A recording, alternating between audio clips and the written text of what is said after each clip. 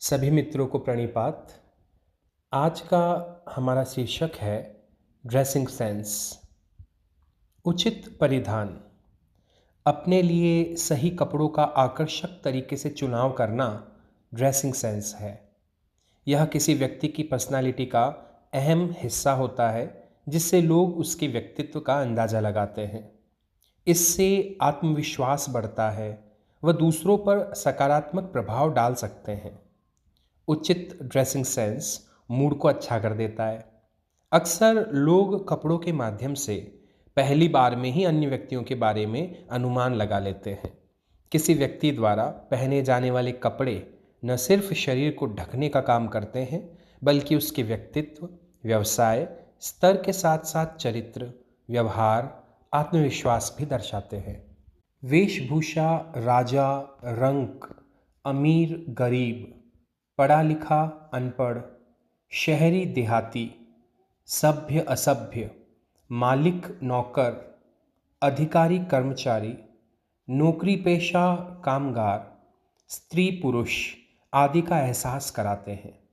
कपड़ों के अंदर सभी नंगे हैं, लेकिन उचित व सुंदर परिधान ही है जो व्यक्ति की सुंदरता व व्यक्तित्व में चार चांद लगाते हैं।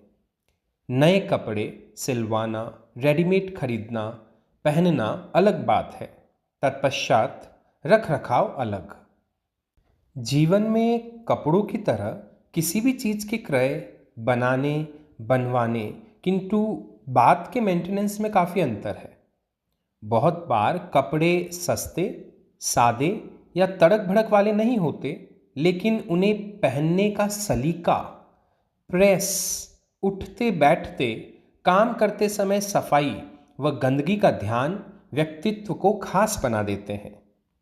Pant shirt, blazer, jeans, sari, blouse, petticoat, salwar, suit आदि आधुनिक पोशाकें हैं, पाश्चात्य नहीं। पारंपरिक वेशभूषा रंग बिरंगी कढ़ाई से सजी होती थी।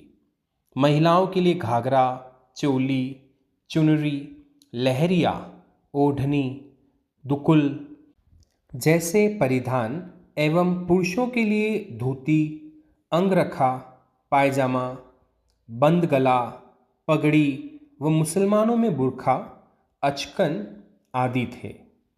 विविध सभ्यता, संस्कृति, भाषा, जलवायु, कार्यप्रणाली अनुसार भारत के सभी राज्यों में वेशभूषा भी भिन्न भिन्न रही है। वर्तमान में भारतीयों ने पाश्चात्य देशों की पोशाकों का अंधानुकरण कर लिया है, जबकि पश्चिम भारतीय परिधानों को अपना रहा है। आज भारत में वेशभूषा का अपभ्रंश हो रहा है।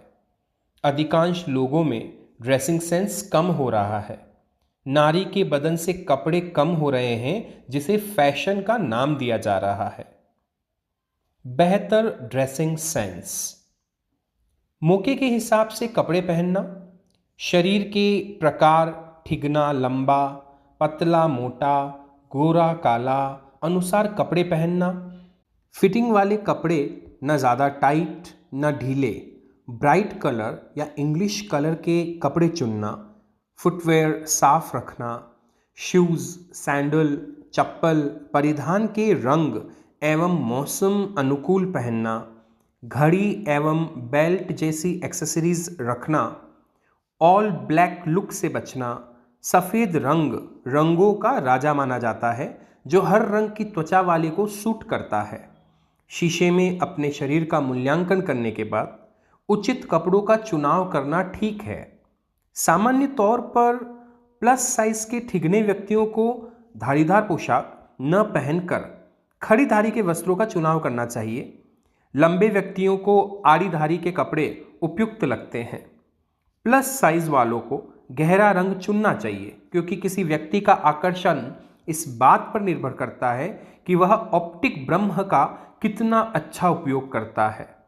सस्ते व सिंपल कपड़ों में खूबसूरत दिखते हैं। मुख्यतः कपड़े साफ होना जरूरी है। ड्रेसिंग सेंस का एक बड़ा औचित्य यही है कि व्यक्ति अपने प्रोफेशन के अनुरूप लगे। डॉक्टर, वकील, पुलिस, सैनिक, प्राइवेट संस्थान के कर्मचारी, बैंड, होमगार्ड, प्रशिक्षण संस्थान, मेडिकल नर्सिंग स्टाफ, अर्धसैनिक बल, जज, चौकीदार, कुली, विमान सेवाएं आदि की यूनिफॉर्म होती है तथा वे मानदंडानुसार पहनते हैं, जिससे उनकी पहचान व छवि पृथक नजर आती है।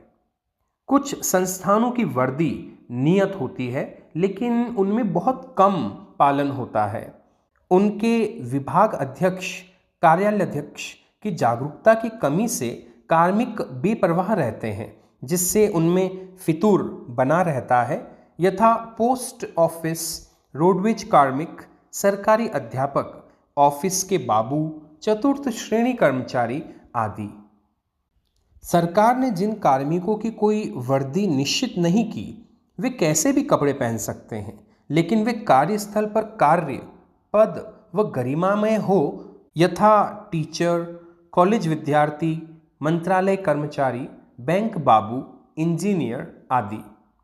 बेहतर ड्रेसिंग सेंस वही है जिसमें सामने वाला व्यक्ति देखते ही पहचान ले कि यह अधिकारी, शिक्षक, व्यवसायी, अभिष्ट वर्ग, आम आदमी है। एक विद्यार्थी को विद्यार्थी लगना चाहिए, उसके कपड़ों, जूतों, बालों, आचार विचार, व्यवहार, बोली, तौर तरीकों से भी।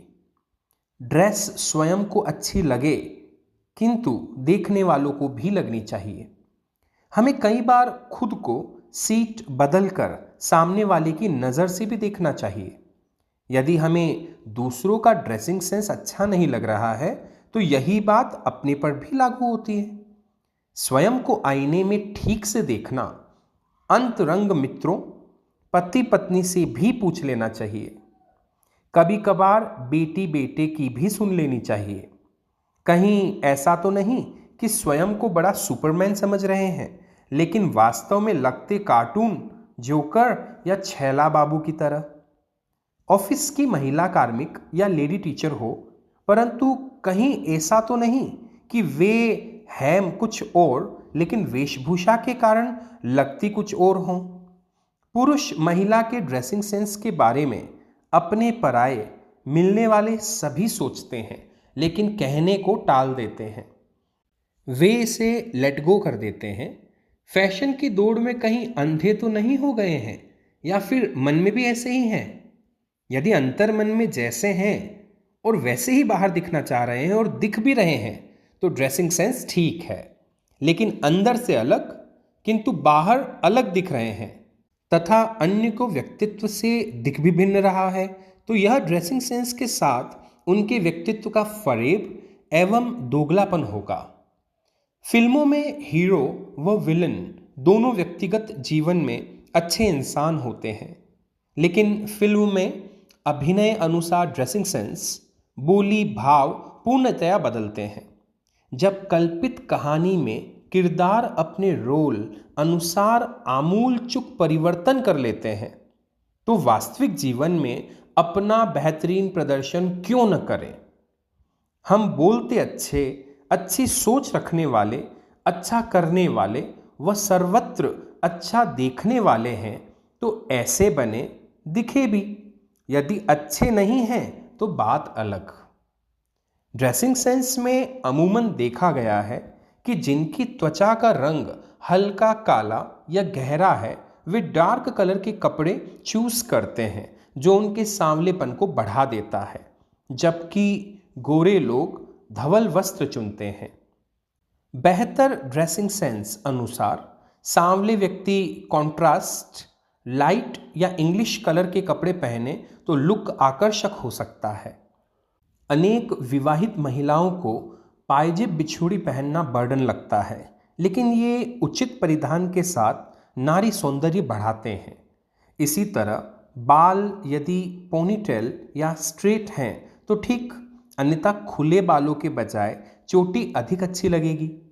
युवा जींस पैंट ऐसी पहन लेते हैं कि ठीक से चल भी नहीं पाते, उनकी चाल तो बिगड़ती ही है। इसके अलावा नीचे झुकने, बैठने पर पीछे से आधा शरीर पुट्ठे अंडरगारमेंट्स तक दिखते हैं। पहले सिले हुए कपड़ों का फैशन था, आजकल फटे हुए का। पहले शरीर ढकने के लिए कपड़े पहने जाते थे, आजकल शरीर दिखाने के लिए। फैशनेबल होना बुरी बात नहीं है, लेकिन अमर्यादित व बेहुदापन फूहड़ता है। ड्रेसिंग सेंस का अभाव, इससे नकारात्मकता आती है व औरों पर भी नेगेटिव प्रभाव पड़ता है। बहुत छोटी हेमलाइन, बहुत ऊंची एड़ी, गहरी नेक लाइन और खुले अंडरगारमेंट्स पहनने से बचना चाहिए।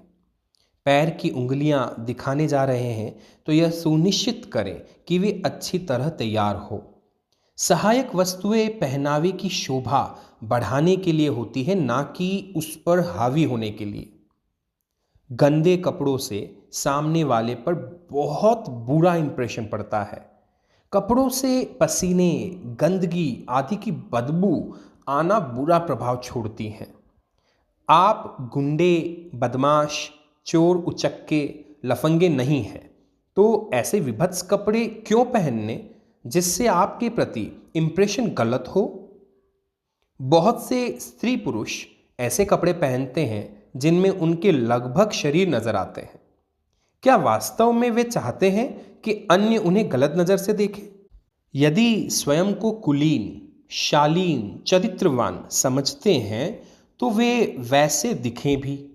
सच तो यह है कि वर्तमान में छेड़छाड़, बलात्कार बढ़ने के पीछे बहुत बड़ा ड्रेसिंग सेंस का अभाव व सोशल मीडिया पर फैली अश्लीलता है।